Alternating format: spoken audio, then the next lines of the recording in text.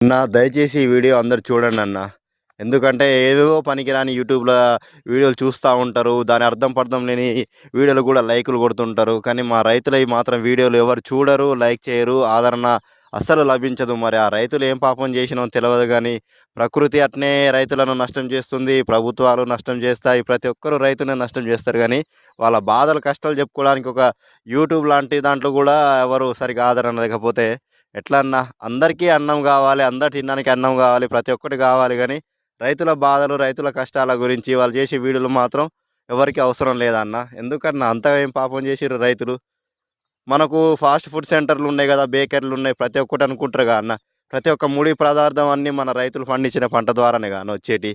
అక్కడేమన్నా మిషన్‌లో, కంప్యూటర్‌లో డౌన్‌లోడ్ చేసేది కాదు గదా! దయచేసి రైతులకు గూడా, రైతుల వీడియోలో గూడా రైతులను గూడా కొంచెం ఆదరించండన్న. ఈ వీడియో అందరికి షేర్ చేసి కొంచెం మా బాధలు గూడా చూపెట్టండన్న. ఇవన్న రైతన్నలకు